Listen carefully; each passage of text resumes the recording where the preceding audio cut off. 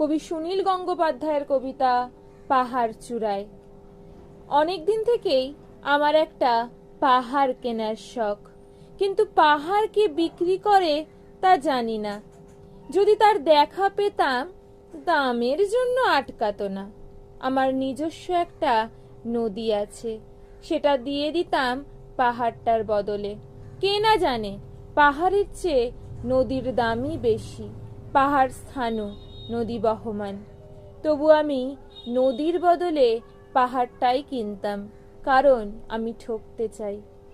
নদীটাও অবশ্য কিনেছিলাম একটা দ্বীপের বদলে।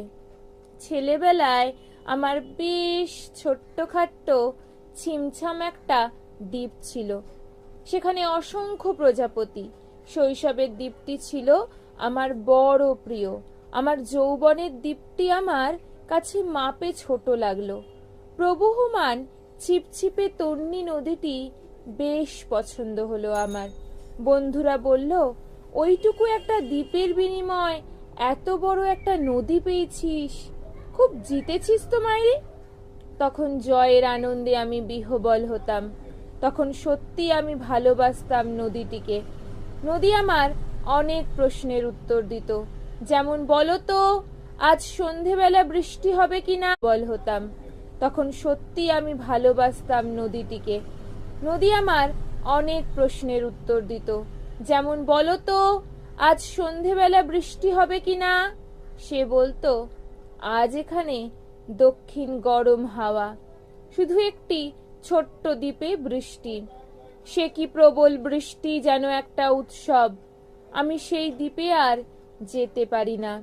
সে জানতো, সবাই জানে, শৈশবে আর ফেরা যায় না। এখন আমি একটা পাহাড় কিনতে চাই। সেই পাহাড়ের পায়ের কাছে থাকবে গহন অরণ্য। আমি সেই অরণ্য পার হয়ে যাব, তারপর শুধু রুক্ষ কঠিন পাহাড়। একেবারে চূড়ায় মাথার খুব কাছে আকাশ, নিচে বিপুলা পৃথিবী, চরাচরে তীব্র নির্জনতা। আমার কণ্ঠস্বর সেখানে কেউ শুনতে পাবে না। আমি ঈশ্বর মানি না, তিনি আমার মাথার কাছে ঝুঁকে দাঁড়াবেন না। আমি শুধু 10 দিককে উদ্দেশ্য করে বলবো, প্রত্যেক মানুষই অহংকারী। এখানে আমি একা, এখানে আমার কোনো অহংকার নেই। এখানে জয়ী হবার বদলে ক্ষমা চাইতে ভালো লাগে। হে 10 দিক, আমি কোনো দোষ করিনি, আমাকে ক্ষমা করো। ধন্যবাদ।